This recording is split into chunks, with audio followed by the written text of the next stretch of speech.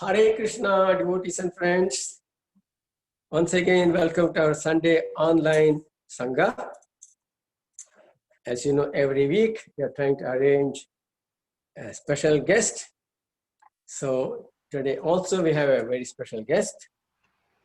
His Grace Gaura Sharan Prabhu. He will be giving a topic very appropriate, at least from my perspective, remembering Krishna. I'm looking forward to hear about that. I'm sure most of you are also like that. I'll now request Yashika to introduce our guest to our online Sangha. Hare Krishna. Hare Krishna. I would like to welcome everyone once again to our Sunday Feast program. Today, we're really fortunate to have His Grace Gaura Sharan Das Prabhuji. He is a disciple of His Holiness Radhanath Swami Maharaj and has been a brahmachari since 2007. He's partaken in many projects such as ISKCON Chowpatty, Govardhan Eco Village, and Bhakti Center. He was introduced to Krishna consciousness in 2002 while he was studying for an undergrad degree in Chennai, and inspired by the teachings of Srila Prabhupada and the Association of Devotees, he joined as a full-time volunteer in ISKCON after working with Infosys for a couple of years. Currently, his services include deity worship, cooking, and he partakes in outreach at the Bhakti Center in New York. So I won't take more time, and I would like to hand it over to Prabhuji. Hare Krishna. Thank you. Hare Krishna. Hare Krishna. Thank you, everyone. Thank you, Prasad Prabhu. Thank you, everybody, for having me here. I only will say this much, that I have a lot more to become a proper servant of my spiritual master and the devotees. So I'd like all of your blessings so that by this opportunity to speak and remember Krishna, I'll purify my hearts, and I'll also be, if I can offer even a very little small service to everyone, that would be my fortune. So thank you all very much for having me here. So let me recite a short invocation and then we can begin the presentation.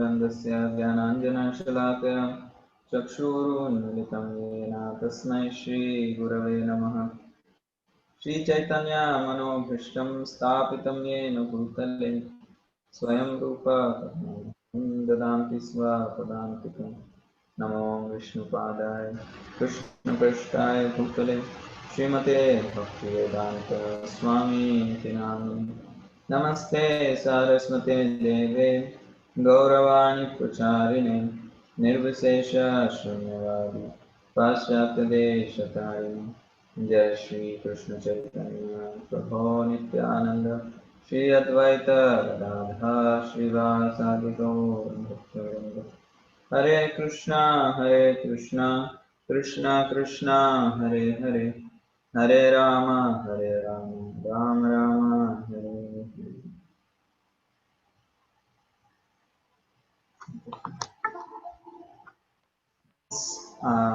I'm new to this congregation. I may not know every one of you personally, so I offer my obeisances to every one of you, and also any senior devotees who are here. And thank you very much for having, with all your blessings. I'll attempt to speak on this topic, which is about remembering Krishna. So I just wanted to share my screen so that I can, I'm able to.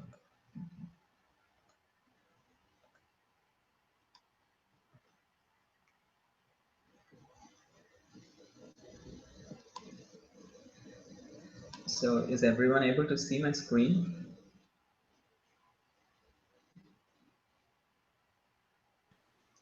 No. Oh, it says you're going to share your screen, but, oh, there it is. Okay, now it's there. It's there? Oh.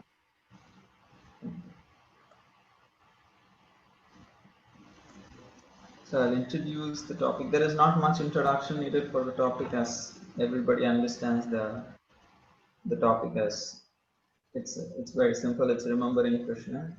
But I'm specifically going to speak about something like the importance of adding it in our lives, especially about remembering Krishna. So we'll explore as we go. So I would divide the presentation into two sections. One is why to remember, and the other section would be how to remember Krishna. So that will be the major two sections that we will be looking at today. So in why remember Krishna, what is the importance of remembering Krishna in our lives? We would see four reasons. One is how it is the essence of all rules, and also how it is important, as important like breathing, and also what differentiates ritual from being spiritual, and also avoiding any exhaustion in the path of spirituality. So we will explore one by one. So the first reason that why we should be remembering Krishna, or why we should endeavor to remember Krishna is based on a scriptural injunction. And this injunction has been given in various places. This verse that I have projected on the screen originally is presented in Padma Purana. However, there are multiple occasions our acharyas have mentioned this verse. First of all, Sri Chaitanya Mahaprabhu, when he was instructing Sanatana Goswami on the process of devotional service, in this chapter of Chaitanya Charitamrita, Madhya Leela, 22nd chapter,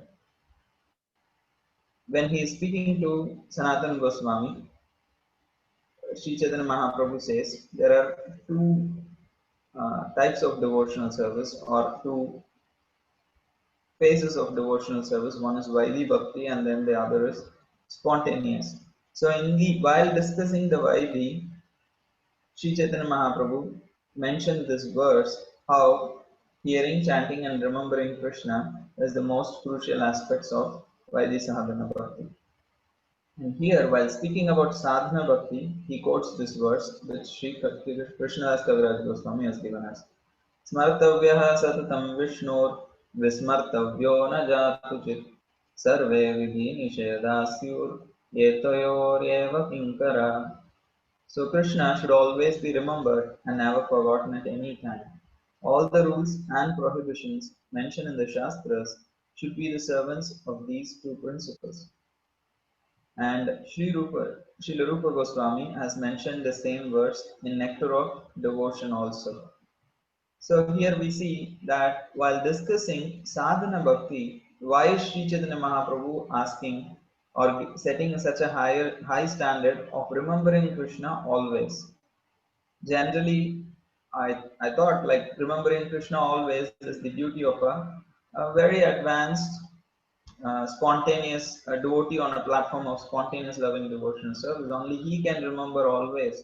So when I read this, why is Sri Chaitanya Mahaprabhu asking me, who is like a struggling sadhaka, to remember Krishna always? So when I was referring a commentary by Srila Vishnu Chakravarti Thakur on this verse, he was saying how here when satatam for a practicing devotee could be considered as regular intervals. The always could be considered as at regular intervals for a Vaidhi sadhana bhakta. Means every day,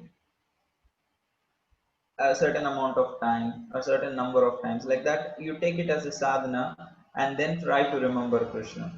So we will explore that principle more. But at least here Sri Chaitanya Mahaprabhu is very clearly saying we have to endeavor to remember Krishna. And not just that is one of the principles. He says this is the essence of all the instructions. All other instructions are all servants of these two principles, that always remember Krishna and never forget Krishna. So it seems to be like a very primary instruction.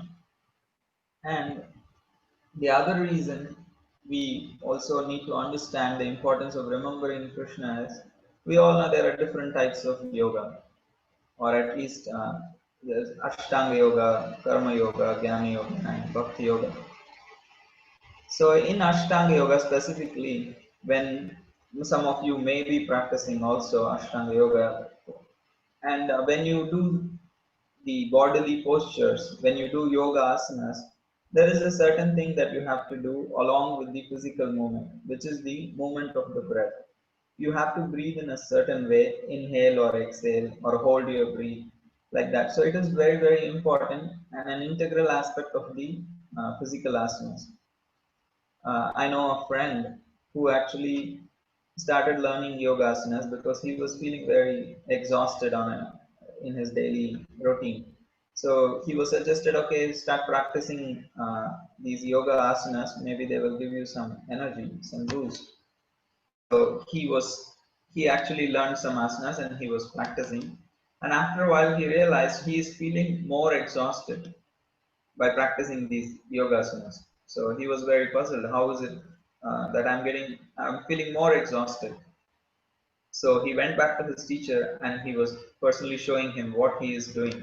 And then the teacher asked, okay, what you're doing physically is fine. What about your breathing? So are you actually doing your breathing properly? So that's when my friend realized he's actually most of the times holding the breath. He's not even like breathing properly and he's just holding it most of the times. And then when it was corrected, when he know when to inhale, when to exhale, and when to hold the breath, then he gradually was feeling much more energetic after doing the yoga asanas, was feeling refreshed and rejuvenated. So, and by this, when he was sharing this to me, this thought came to me that how in Bhakti Yoga also we do a lot of activities. We do externally, at least we attempt to chant, hear, do a lot of services. But the most important activity of remembering Krishna, which is like the the breathing in the yoga asanas. If we forget that, then in spite of engaging externally in devotional service, we could feel tired, fatigued, and that's what takes us to the next point of from making our, our offering, our services, our offerings to Krishna, from being ritual to spiritual is the act of remembering Krishna. We may externally do a lot of things. It could be very simple because Krishna says, Patram Pushpam Phalam Toyam Vyome Bhaktya Prayachati Tadaham Bhakti Upahrutam Ashnami Prayatatmanah. So Krishna is not saying very big things. Patram Pushpam Phalam Toyam. So anybody in this world can acquire a simple flower, fruit, leaf, or water, and it could be offered to Krishna. But the main ingredient is devotion, and that is being conscious that I'm trying to offer this for the pleasure of Krishna. So remembering Krishna can make a mere ritual into completely spiritual activity, which can actually help us please Krishna. So pleasing Krishna is a paramount uh, thing that in our life because that is the nature of the soul. The nature of the soul is to actually please Krishna. Savai pumsam paro dharmo yato bhakti radokshade ahaituki apratihata yayatma suprasidati. So when Sutta Goswami said, how can the soul could be satisfied? The soul can be satisfied when it offers when it practices paro dharma. And what is that paro dharma? That paro dharma is devotional service, bhakti. And in that, there are various simple acts of offering leaf, flower, fruit, or water. But when it is done with devotion, then it is for the sake of pleasing Krishna. When it is done, then our hearts will be actually satisfied. Because that is the nature of the soul. Dharma of the soul is to serve Krishna, is to please Krishna. So for that, remembrance becomes a most important aspect. And also in spiritual life, once we do a lot of things. We try to jumble a lot of our other the general life activities like work and studies and various other responsibilities that we all have in this world. We try to balance it along with our spiritual activities also. Even though once we become devotees, all the activities that we do are spiritual because we are if the goal of life is spiritual, then all the other activities centered around that goal, Krishna, also becomes spiritual. However, if we are not focused on consciously remembering and serving Krishna, then all the external activities, we have only added more burden to our life. We now have to chant some number of rounds every day, have to attend this class, do that, go to temple, do some services. So if we are not focused on the essence, then we have only added burden to our lives. So, and that's what we will feel after a while if we are not focused on understanding what is the purpose of my spiritual life. And if we are not remembering Krishna, then the same spiritual life which is supposed to be rejuvenating, like the yoga asanas which is supposed to rejuvenate a person's health, rather they can make us feel tired. So to avoid the burnout in our spiritual practices, we need to understand what is the essence, what is Sara and what is Bhara. Because the Vaishnavas are Saragrahi, they accept the essence. So we need to understand what is the essence of spiritual life. Then we will know how to adjust our lives personally. So, in order for us to live a balanced life spiritually, then we need to understand what is the essence of spiritual life. And that essence is, as given in the first verse by Padma Puran, the essence is remembering Krishna. And if we understand that and practice that and adjust everything according to that, then our lives will be actually happy and balanced. And we can avoid a burnout in spiritual life. So why I was having this slide is there are many activities in bhakti which externally look like simple activities. Anybody can make, anybody cooks in this world. Everybody can make the simplest of simple, some item, something everybody knows to cook to some extent. And we all make various things.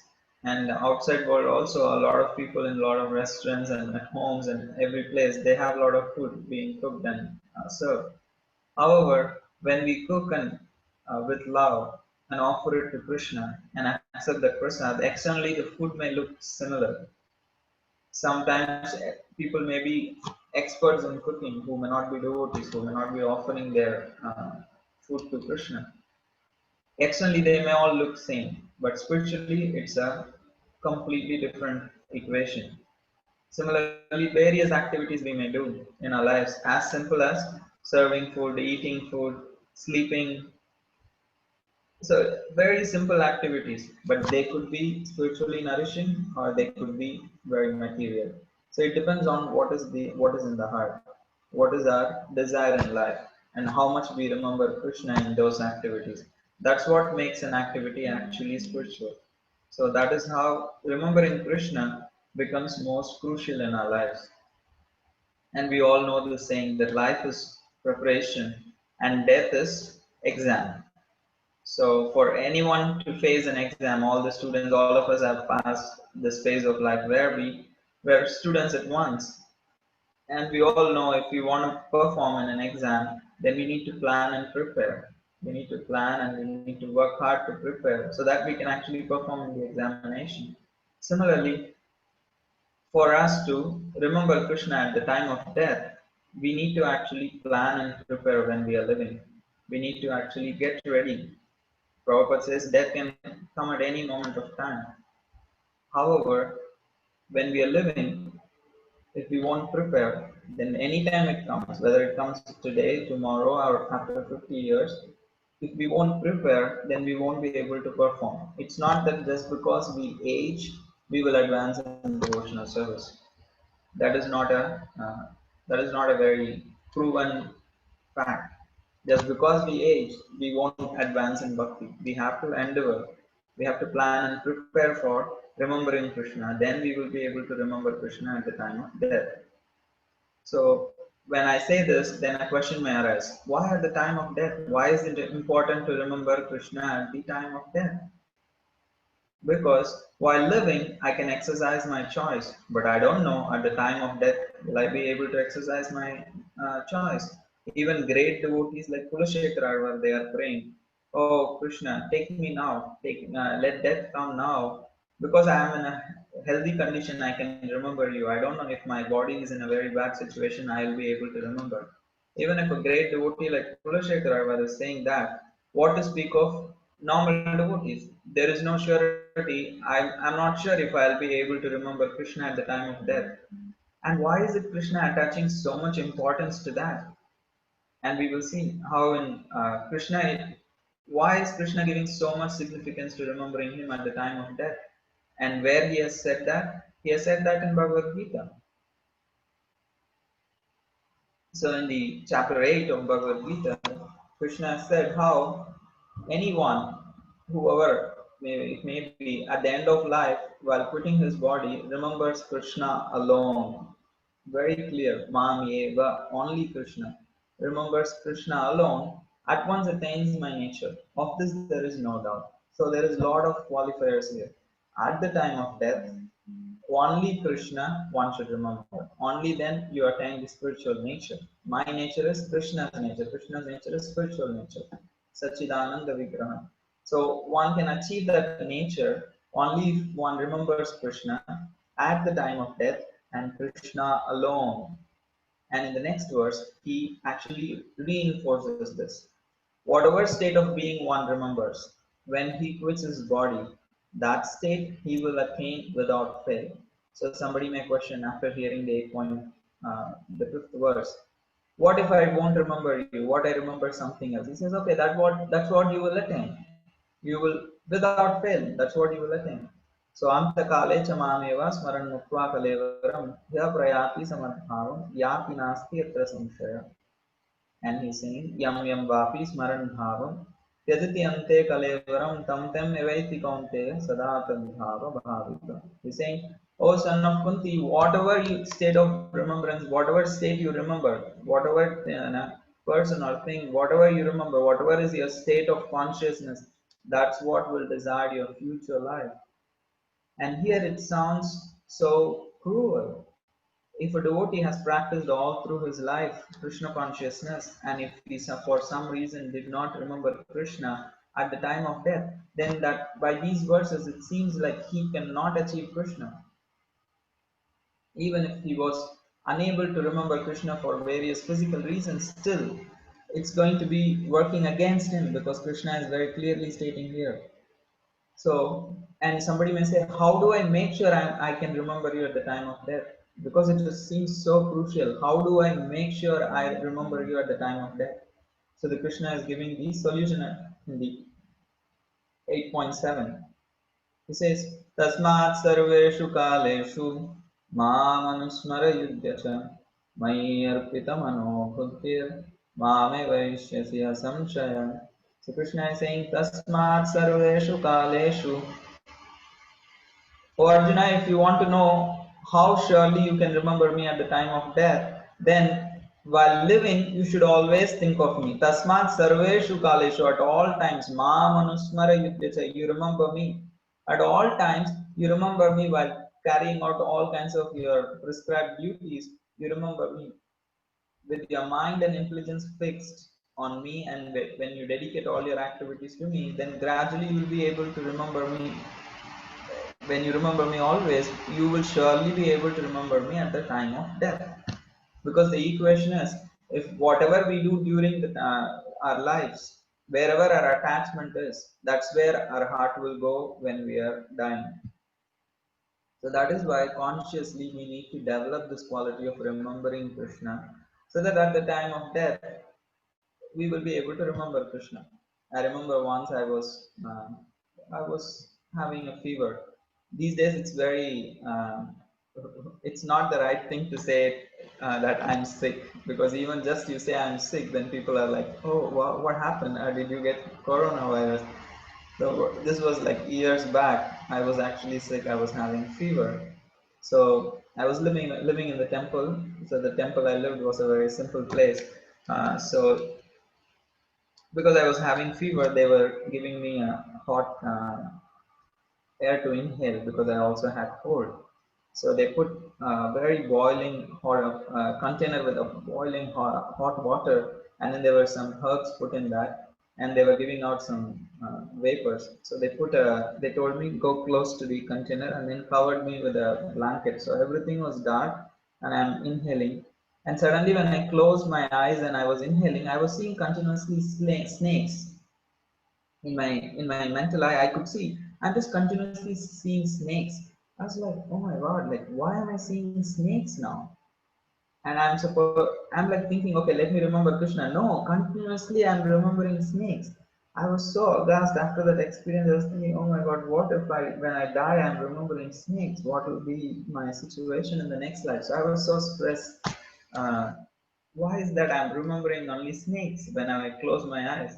So that actually gave me a seriousness. Oh, I have so much in my heart, which is envy and so many other anarthas, that I'm not able to remember anything other than snakes. What if I remember snakes at the time of death? So I was thinking, I was praying to Krishna, oh, let me gradually remember you. So that situation actually, that experience showed the seriousness of whatever is our state of consciousness. That's what we will be able to remember when at a time of difficulty, when we are desperate. So let's increase our dependence on Krishna while living, so that at a desperate moment, like moment of death, we will be able to remember Krishna. So that is why Krishna is saying, Tasmat Sarveshu Kaleshu. Whatever you do during your life, that's what you will do at the time of death also. Wherever your mind is when you're living, that's where your mind will go at the time of death. So as devotees, we have to look at ourselves, and for our own sake, we don't need to tell anyone. We have to take a stop. Where is our mind? Where is my mind? Where is it every moment? When I don't have anything to do, when I'm with myself, where is my mind? So that is the time we have to train ourselves to remember Krishna. And now we may think, okay, what if I cannot remember Krishna at the time of death? Somebody is unconscious, somebody is in a very unconscious state physically. What happens? So Krishna or Varahadev in the Varaha Purana mentions this particular verse, which is actually kind of reconciling the whole concept that Krishna presents in Bhagavad Gita. यदि वातादिदोषेण मद्भक्तो मां न च स्मरेत् अहं स्मरामि मद्भक्तं नयामि परमं गतिम्. यदि वातादिदोषेण, if in case because of vatadidoshena, because of the physical inabilities, madbhakto mam nacha smaret, if my devotee is unable to remember me, aham smarami, I will remember my devotee, madbhaktam aham smarami madbhaktam nayami paramam gatim, and I will take him to the ultimate destination, paramam gatim. So if due to physical inabilities, if he is unable to remember, then I will remember him because he has remembered me while living. So our qualification, our duty is to become Mad Bhaktam. We have to become a devotee of Krishna who always remembers him while living. Then we don't need to worry about what happens at the time of death. Because Krishna is saying here, Aham Smarami Mad Bhaktam, I will remember my devotee. So our duty is not to worry what will happen at the time of death. Our circle of influence is what we can do while living. Our circle of concern could be, oh, what will happen at the time of death? Will I be able to remember Krishna? Yes, okay, we need to be concerned, but that concern should not make us paralyzed. So it is our duty to remember Krishna while living, and Krishna will take care of the rest. So that is why Krishna is saying, Ma manusmara iddacha. You just remember me always, tasmat sarveshu kaleshu, and I will take care of the rest. So aham smarami mad bhaktam, that Krishna will remember his devotee at the time of death, even if the devotee cannot remember Krishna, and will take him to the ultimate destination. So this is the promise of the Lord in Varaha Purana. So with this we understand how important for us to re-establish our connection to Krishna, especially by remembering him. So now, okay, it's not very difficult for devotees to be convinced of the need to remember Krishna. Why to remember? Yes, it can be very easily understood and communicated. But the next question, which is most crucial, is like, okay, I understand that remembering Krishna is so important, but how do I remember Krishna? How do I achieve that, make that happen? How to remember Krishna? So for that, we will see certain aspects that Srila Prabhupada is presenting in various places, and how we can actually learn to remember Krishna. What is the key to remembering Krishna? So the key to remember Krishna is to first of all chant and hear about Krishna. If you want an output from a system, you need to give an input. If your input to a particular mission is of a certain quality, that's how your output is going to be also. So, and if you don't give an input, there will be no output. So similarly, For our consciousness, what we are giving input, what is the input that we are giving to our consciousness, that the output is what is the remembrance, but the input is hearing and chanting. So the quality of our hearing and chanting will only determine the quality of our remembrance of Krishna. So if you remember, I quoted a verse in the very beginning of the talk, that is why to remember Krishna, in the sense always remembering Krishna. Smaratavyaha satatam Vishnu, that verse from Sri Chaitanya Charitamrita that we saw, it is Madhya Leela 22nd, 113th verse. So Smaratavyaha satatam Vishnu, Vismartavyo na japachit. So that verse purport is this I have put on the screen here. And here we can see how Srila Prabhupada is giving us the crucial links of what is the connection between hearing and chanting and remembrance. Prabhupada is saying there are many regulative principles that one is given in the Shastras and by the spiritual master. But he says these regulative principles should act as servants of the basic principle. What is that? Always remember Krishna and never forget him. And we may think, how is it possible, Srila Prabhupada? I can't remember Krishna always. Prabhupada says, no, this is possible when one chants the Hare Krishna mantra. When we begin to chant Hare Krishna mantra, then it becomes possible for us to remember Krishna. And but I only chant Hare Krishna 16 rounds. So how is it equivalent to always remembering Krishna? So Prabhupada writes, this chanting of 16 rounds is absolutely necessary if one wants to remember Krishna and not forget him. If you want to go to a stage of remembering Krishna always and not to forget him, then the beginning is chanting of the 16 rounds. And Prabhupada says of all the regulative principles, the spiritual master's order to chant at least 16 rounds is most essential, because there are more regulative principles. There is the 4 prohibited activities and there are more regulative principles that we have. But Prabhupada is saying the most important is at least chant 16 rounds. So sometimes our spiritual masters may give some particular instruction. Okay, do this particular service. It could be an immediate instruction, but the long-term instruction which holds always true is chanting the 16 rounds, which is the most essential. And we may engage in so many activities in our lives, in general, work, study, or in terms of serving the mission of Srila Prabhupada. We may engage in variety of activities. But all these duties are not ordinary duties. If we are devotees, these duties are not just ordinary. These duties serve as an impetus for remembering Krishna. And the more we learn to remember Krishna while doing those activities in smaller quantities, gradually we will go to a place where we can naturally remember Krishna more. So that is why Srila Prabhupada is writing, these two principles form the basic background of Krishna consciousness. The foundation of Krishna consciousness, we don't want to forget Krishna. Some or other we want to remember Krishna. And if we endeavor for that, if we make that the foundation and do every activity with that understanding, then gradually we'll be able to remember Krishna. And how it is, we will be seeing now. So the first activity Srila Prabhupada mentions is chanting once 16 rounds, or whatever number currently one has committed to. So gradually increasing it. And there is a magic in the number 16 because it is Srila Prabhupada's recommendation. We don't know what will qualify us to please Krishna, but we know for sure if we follow the instructions of a Acharya like Srila Prabhupada, we automatically please Krishna. These pure devotees leave a boat for us to cross the material ocean. They come to the material world and they go back to the spiritual world. But in their journey back, they leave us a boat behind so that we can get into that boat and cross over. That boat that Srila Prabhupada gave us is the chanting of the 16 rounds and the following of the 4 principles. So the more we do that chanting sincerely, the more we actually qualify ourselves to go back to Godhead. And everything begins with the chanting of at least chanting 16 rounds sincerely. And hearing about Krishna. Why hearing about Krishna is important for remembering?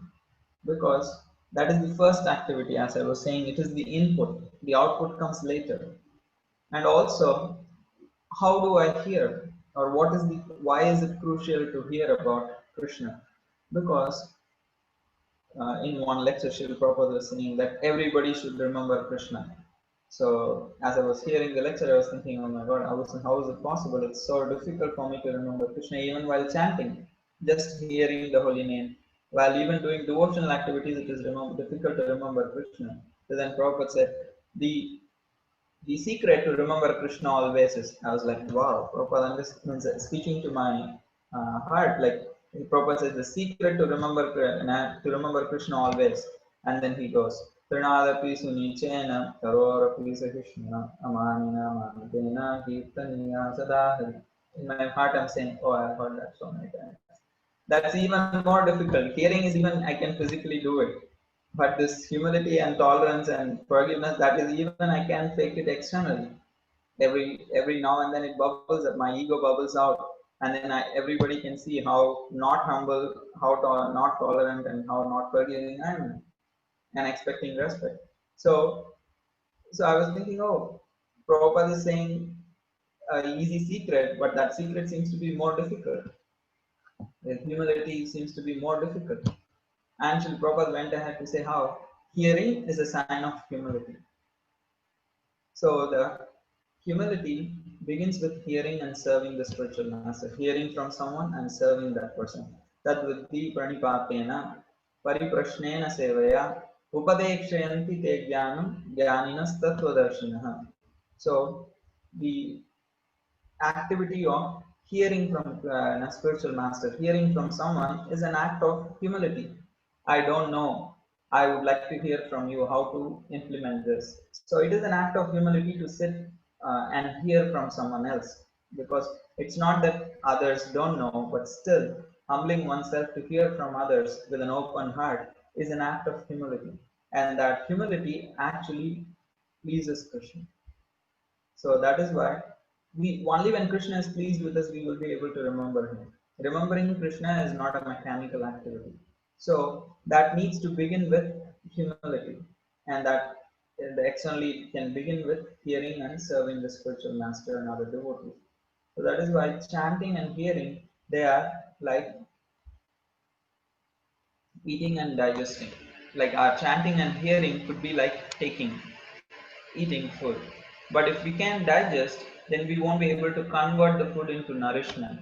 And if we just digest and don't put food inside, then we will not have anything to digest. So chanting and hearing and serving Krishna, they are like eating and digesting. So we have to serve Krishna to digest whatever we are hearing and chanting. And we have to chant and hear, because what will we digest if we won't hear and chant? So for us to actually go to the stage of remembrance, we need to actually serve as well as hear and chant. In this combination, only we will be able to remember Krishna incrementally. So serving Krishna can be in various ways for various people according to time, place, and circumstances. That for that one needs actually guidance. So how to serve Krishna is altogether a separate topic. One needs guidance for that. So with guidance, when one endeavors to serve his best, given the circumstances in his life, when he tries to serve Krishna the best possible for him, then Krishna will surely be pleased. And in this way, when one chants, hears, and serves, then gradually one will be able to remember Krishna. So now one may think, Prabhu, I'm already doing all this. I have already tried all these things. I chant, I hear, and I also serve. But still, it's not easy for me to remember Krishna. Forget about always. I can't even remember Krishna when I'm doing some services, direct services, as good as like deity services, or cooking for Krishna, or dressing Krishna, or doing an arati. There also, I cannot remember Krishna. What to speak of other times. So if anybody has this question, so then this is the section of the presentation which is going to be relevant to that question. So we all cook, or we all have had food at some time. So once I remember, I was making prasad for a very senior devotee, an important guest, and I was cooking, and he had a very specific diet, and the diet was quite simple, and it was very new to me, so I kind of made sure I'm cooking the way it was requested by the devotee according to the requirements of his health. So I made everything. I made an offering, and then when as soon as I made the offering, the devotee was in the kitchen asking, "Oh, is the thing ready?" I said, "I just offered." So I wanted to. He said, "Okay, can I taste?" So I was like confused because generally I'm not an expert in adding salt. So I wanted to first taste myself and then I can give it to him. But since he was there, I could not do anything. So I was about to say, maybe I need to adjust things. He said, no, I'm sure whatever you made should be nice. So he took it and then I gave him something. I transferred in a bowl and then gave, and I gave a little salt also on the side. And I had to, means he took prasad separately. We were not there to serve him. So afterwards, I asked how was the prasad. He said it was very nice. It was excellent. I had something left over from there. So after the whole cooking is over, I ate. As soon as I put one mouth, I was like, oh my god, I could not even take one full mouth because uh, it had no salt. The salt was so less, and I was glad that I gave the salt. I'm not sure how this devotee how he added, but I could immediately feel. Even though I myself cook, generally when you cook yourself, even if it is not so good, you feel like it's okay, it's okay, it's nice. Some others may say, oh, it should not be this little burnt, like and say, no, still it's good. So we generally feel when we make something, we feel a sense of yeah, it's nice. But even though I cooked myself, I could not just tolerate even one mouthful because it had no salt. So and I was realizing, oh my God, how important salt is. No one compliments when one cooks. Oh, how nicely you salted the dish. Nobody says that. It goes unnoticed. But when it is not there, then surely it is noticed. So that crucial is salt to our food in the diet that we take. That is so important, salt. And similarly, in our spiritual diet is chanting, hearing, and serving. Is also we need to add salt. We may be for looking externally, the food may look excellent, but when you taste it, if there is no salt, you can actually enjoy it. It may look amazing. The person may have put a lot of effort, not just in cooking, in presenting, and also in serving. But if it has no salt, then it becomes difficult to enjoy it. Similarly, we can externally do a lot in terms of chanting, hearing, and services. Especially in this day and age, we tend to focus more on how we present ourselves to the world, how we serve, how we do things. Our services are meticulous. When it comes to our hearing and chanting, we are a little slack. So it's not just what the world sees in us, it's for what Krishna sees in us. And what Krishna sees is different from what others see in us. And we may externally present an amazing feast in terms of chanting, hearing, and service, but if the essential ingredient of salt, that is the remembrance of Krishna, is missing, then it is not very tasty offering to Krishna. Then Krishna will not be able to taste it. That's why he's saying Patram Pushpam Phalam Toyam Yome Bhaktya Prayachati Tadaham Bhakti Upahritam Ashnami Prayatatmanaha. So Krishna is saying Bhakti Ashnami. So what he is tasting is the devotion, and that devotion is actually the desire to please Krishna, the remembrance of Krishna. So that salt needs to be present in our diet also, the diet that we take spiritually. And how do we make sure we remember Krishna in small increments at least in our daily lives? So I'm just trying to put an acronym here for that. So these are 4 things: sorry, ask, listen, and thanks can be applied in our relationships at all levels. Here I am presenting it, how to apply it in our relationship with Krishna, but we can also apply the same principle in our other relationships also. So as I'm presenting it to Krishna, we can not only just, if we learn to do it with Krishna, we will become more sensitive to apply it to others also. And it's the vice versa. But for sure, we need to apply it with Krishna, because once we learn to apply it with Krishna, then we will naturally apply it to everyone else. At the same time, in our daily lives, we also learn to apply it to everybody. So we all try to do various things, or at least we sit and chant every day. We sit to hear every day. And especially while chanting, we understand at some point, okay, I'm not attentive. And a sincere devotee is one, when he understands that he is not attentive, he does something about it. Say, for example, you're walking by and there is a fire which is caught, your curtain in the house has caught fire. Will you just look at and keep walking casually going ahead? Okay, there is fire. Who cares? No. You know, if there is a small fire now, it can become like it can increase and the whole house can burn down. So if there is a small spark, you're not going to neglect it. What to speak of a fire? And when we understand while chanting, oh, I'm thinking of something else and I'm not hearing what I'm chanting, it's a small flame.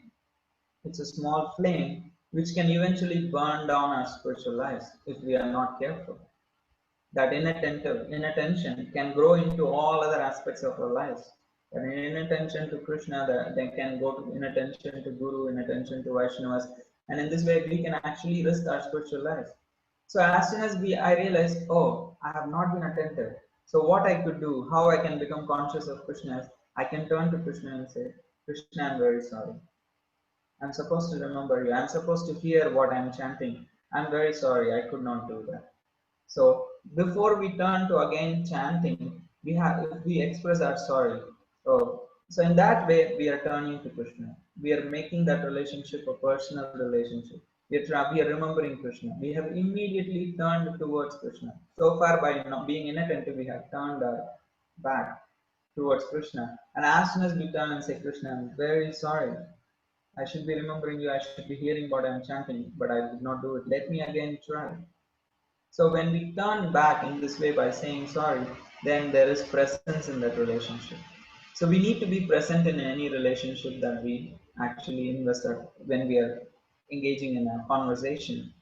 In any relationship, being present is crucial, and it is most crucial, and it is the crux for our relationship with Krishna also.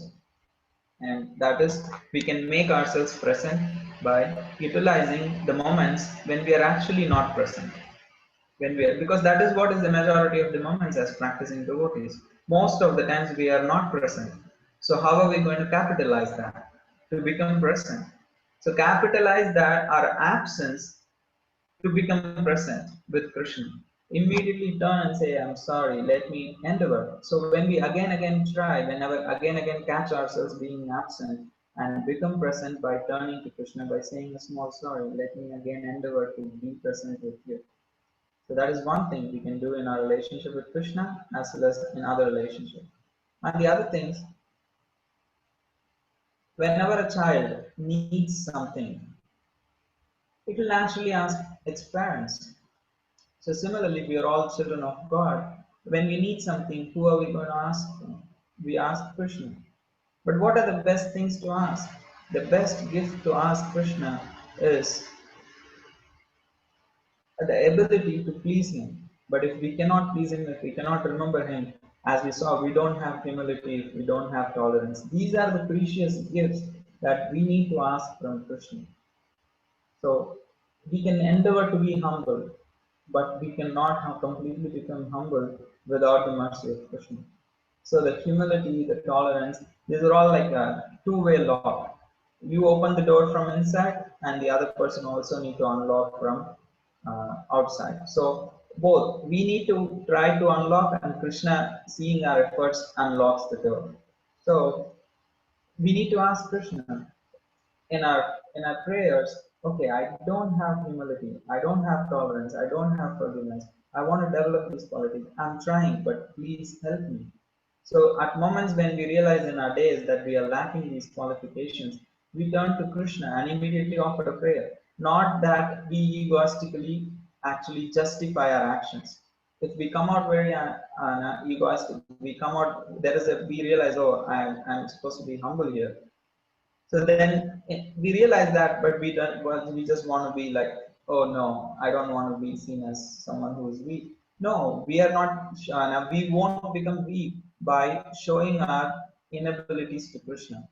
By turning to Krishna and saying, I lack this ability, we actually become strong. We don't become weak. By turning to Krishna and opening our hearts and saying, Krishna, I'm not humble, I'm so arrogant, I'm so egoistic, please, please make me humble. By turning to Krishna, we become actually strong, not weak.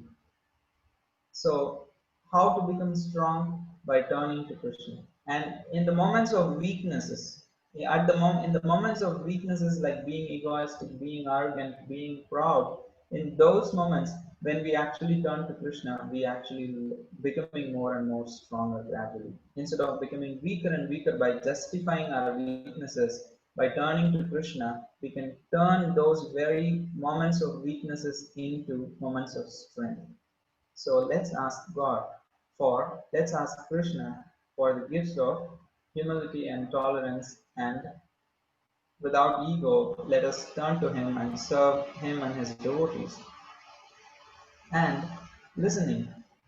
In any conversation, if there are two people, obviously two people are in any conversation. So our chanting is also a conversation. So here, we are the ones who speak and we are the ones who are supposed to listen, because the mantra we are uttering is actually Krishna. Is actually Krishna. So we need to listen to Krishna. So that is actually the holy name that we are uttering.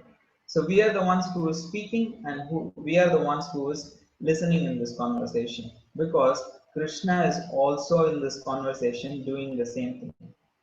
He is actually listening to the holy name that we are chanting, our request we are giving.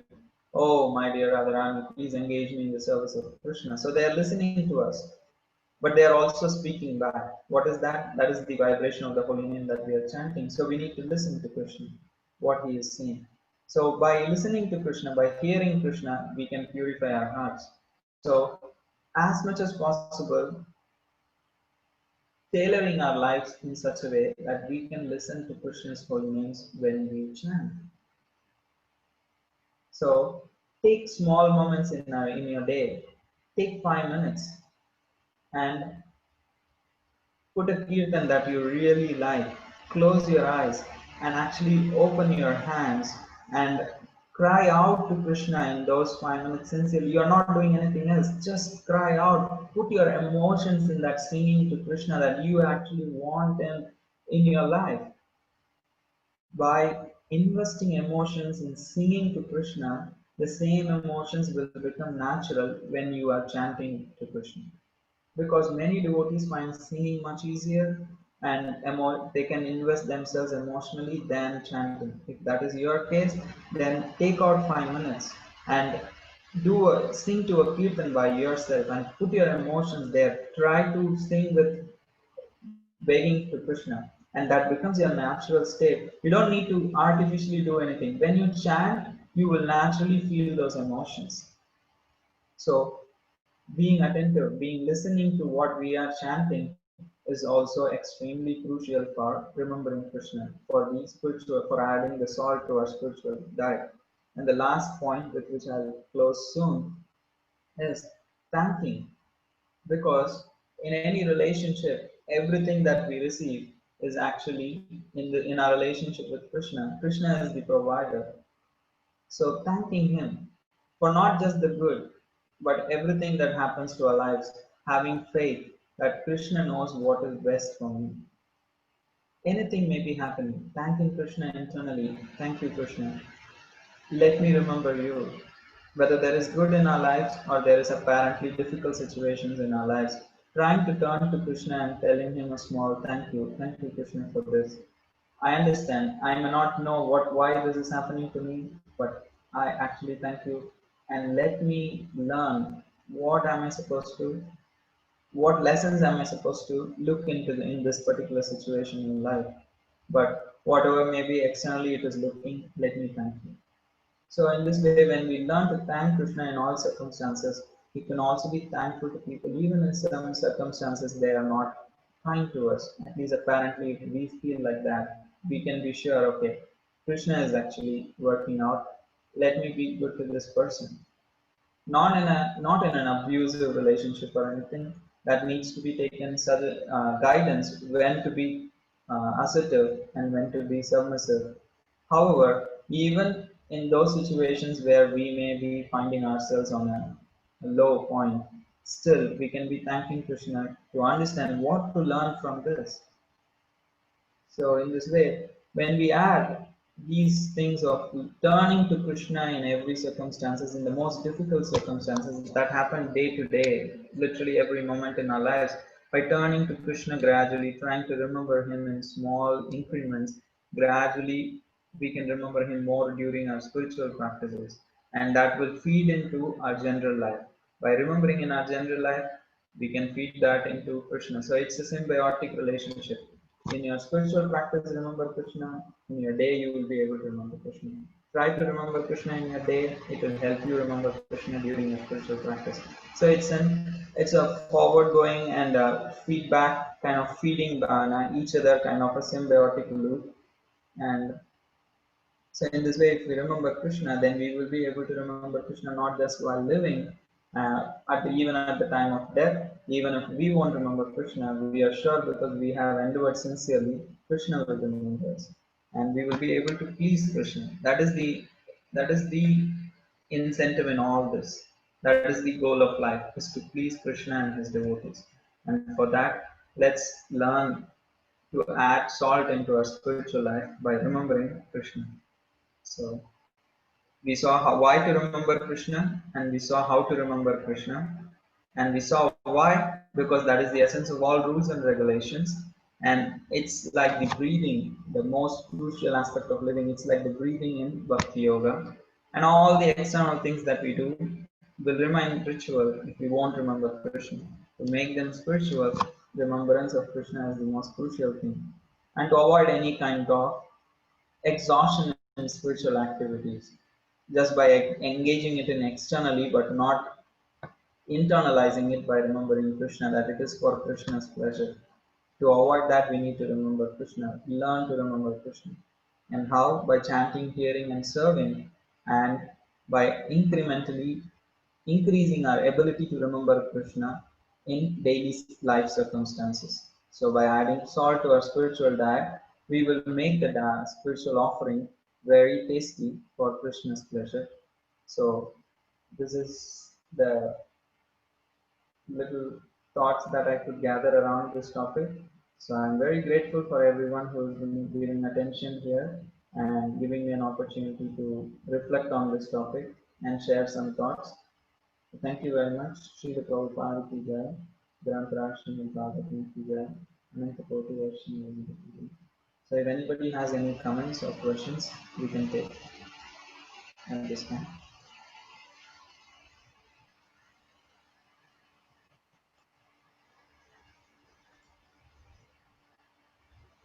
Krishna.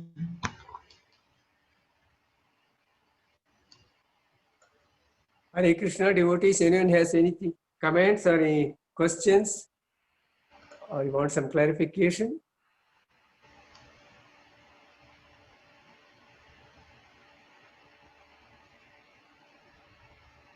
All right, let me begin. Gaura Sharan Prabhu, thank you very much for very systematically putting the subject in a easy way to understand.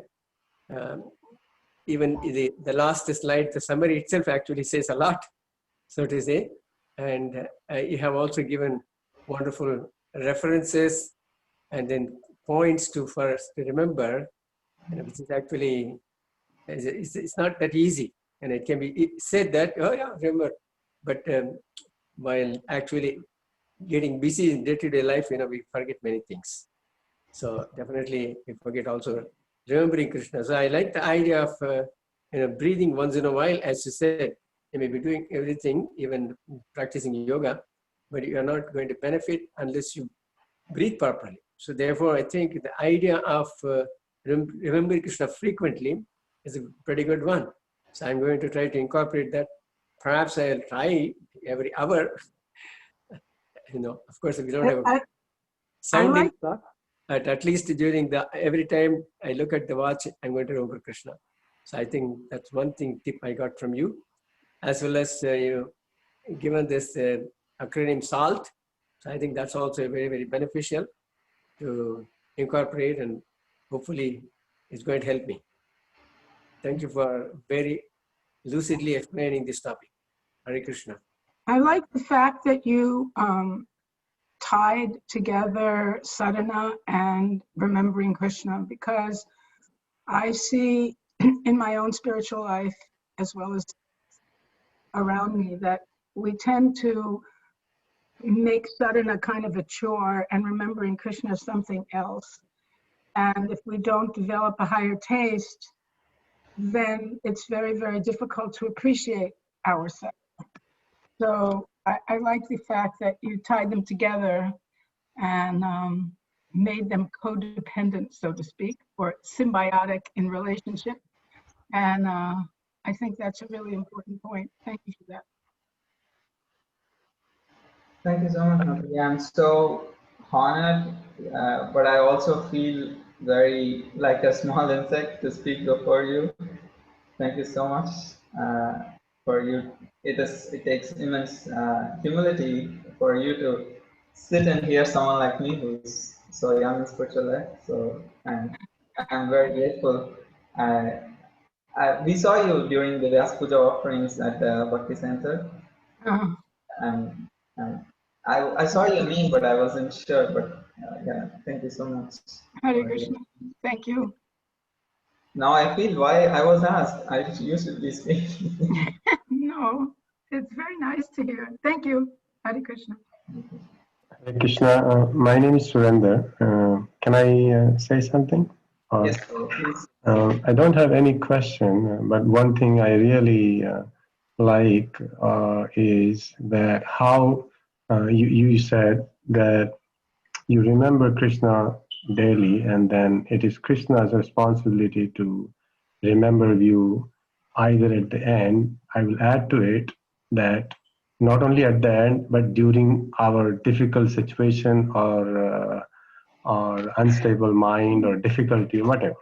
And I could connect that with is that you were giving prasadam to the elderly senior devotee, but see how Krishna entered into your intelligence and asked you to put a salt on the side and put sabji here and there and covered you completely, if not fully, but he provided all the ingredients for the devotee to adjust himself so that he's also covered, you are also covered, and everything is neat and clean. So this is the way Krishna reciprocate, and he makes sure that everything is basically happy at that.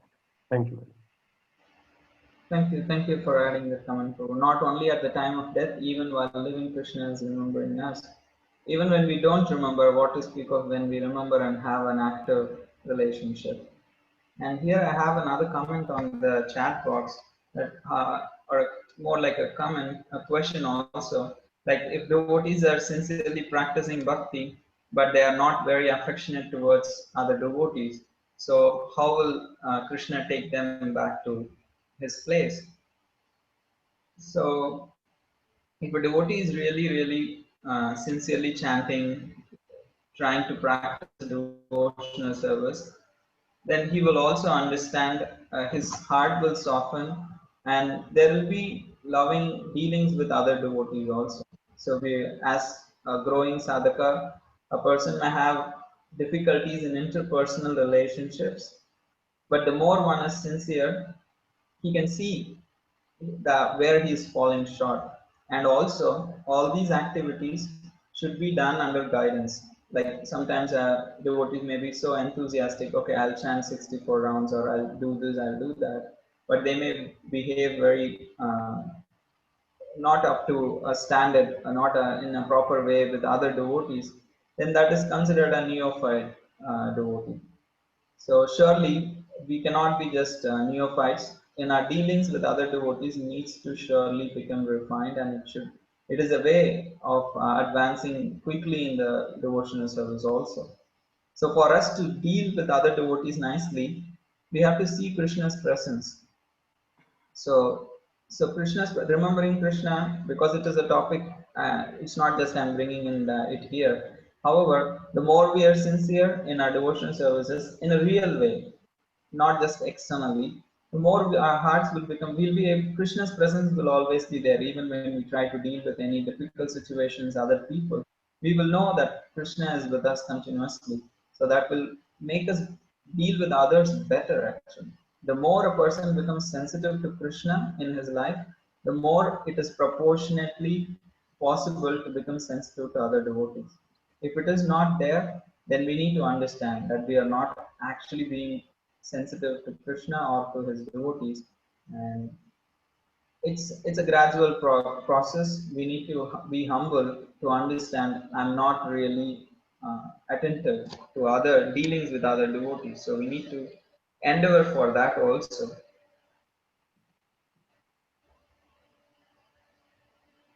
I'm not sure if this exactly answers. Okay. Thank you.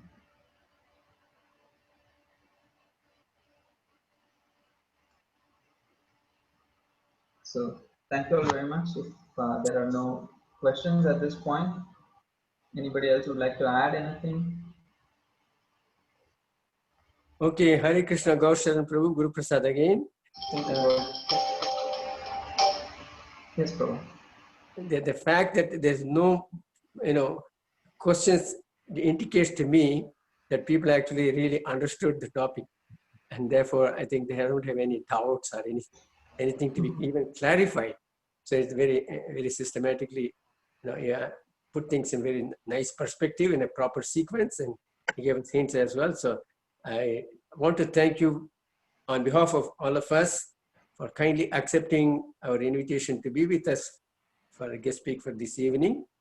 And personally, as I mentioned to you, when I approached you, I'm very eagerly looking forward to this topic, because I think I definitely need all kind of help which is going to make my sadhana better. I think this certainly is one of the significant talk actually, which helped me in this personally. So also on my personal behalf, also I want to thank you for having given a wonderful presentation today. Me too. Thank you. Thank you. So pleasing even in a small way, Vaishnavas, I hope and pray that I'll also be able to develop my ability to chant and hear about Krishna sincerely with an attitude of humility, so that I can please my spiritual master and Sri Prabhupada and be of some service for all the Vaishnavas. So thank you very much for this opportunity. Hare Hare Krishna, Hare Bol. Hare Bol.